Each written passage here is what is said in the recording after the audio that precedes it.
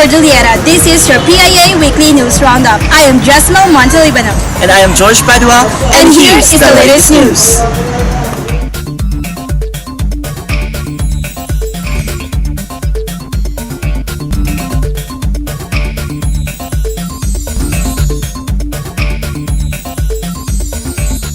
At a press briefing, presidential spokesperson Ernesto Abella highlighted the administration's accomplishment over the first 6 months, particularly in aspects of economic growth, employment, infrastructure, international partnerships, the war against illegal drugs, and peace talks.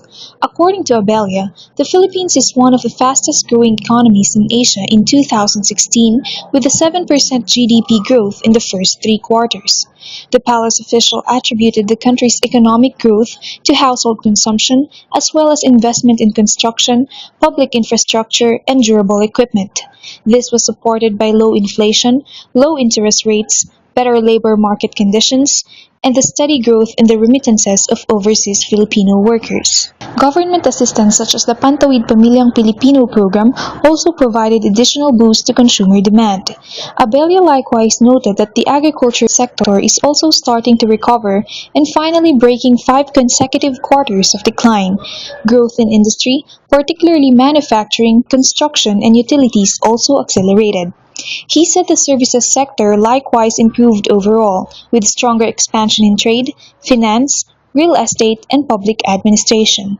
Citing the prospects of the government, Abella said National Economic and Development Authority is setting a gross domestic product growth rate in 2017 of between 6.5 and 7.5%. On employment, Abella said in 2016, the Philippine labor market is found to be in better shape, noting that employment rate as of October 2016 is at 95.3%, or approximately 41.7 million Filipinos employed, while unemployment rate also declined to a record low of 4.7%. Abella said the government will continue to work to improve local infrastructure and link the agriculture sector with industries to help raise the productivity of farmers and increase the value of their products.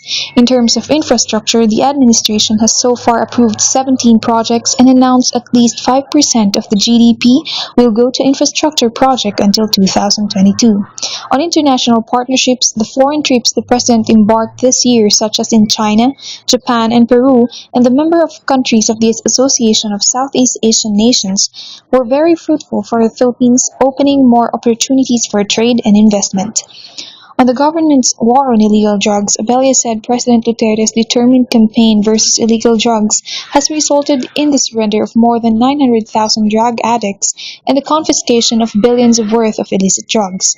He said that exposing the drug menace has now led the government to look at it not only as a national security issue, but also as a public health issue that resulted in building of rehabilitation facilities. On the peace process, the president's ultimate dream is for all armed conflict to stop and for the Filipino people to live in peace, safety, and security.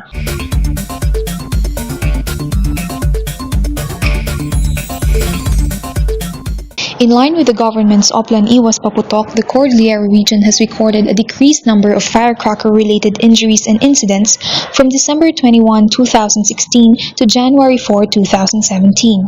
During the Kapihan sa Baguio held at the DOH Training Center last January 5, DOH CAR Regional Director Dr. Lakshmi Legaspi reported 18 firecracker-related incidents, or a 67% decrease of firecracker-related injuries as compared last year.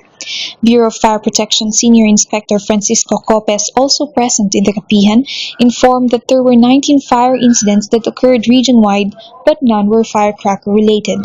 PNP Pro-Corps Chief RPIO Police Superintendent Marcelo Polig, on the other hand, shared that the indiscriminate firing increased from 1 reported case in 2015 to 2 reported cases in 2016, while stray bullet cases remained in status quo. Meanwhile, Baguio City Mayor Mauricio Dumogan encouraged city legislators to pass the total ban of firecrackers in the city to avoid future incidents related to firecrackers.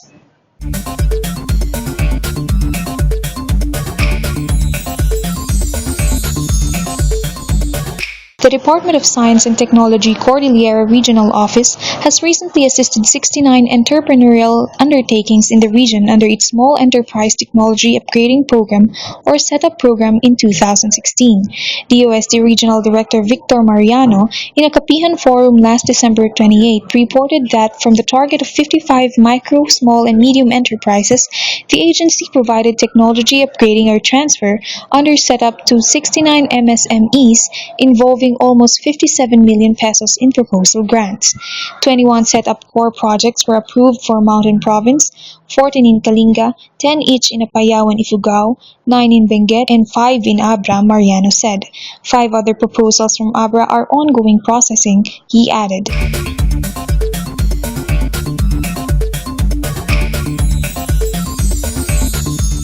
Some 2,834 elderly of the city of Tabuk had a joyous Christmas with the timely release of their 2016 last quarter socialized pension by the Department of Social Welfare and Development last December. Vilma Palma of the city's Social Welfare and Development Office informed that an additional 539 senior citizen pensioners also received the same benefit from the Tabuk City LGU as sponsored beneficiaries. Under Republic Act 994, the government through DSWD extends monthly socialized pension of 500 pesos to senior citizens who have no other financial support. This is released per quarter. Aside from the socialized pension, the city government also provides other support like livelihood assistance and mortuary benefits of 5,000 pesos to qualified members of the federation and 2,000 pesos to non-federation members. And that has been our news for the week. Watch it again next week for the latest news in the region. I am Jasmine Montalibano. And I am George Padua, And this is PIA Weekly News Roundup.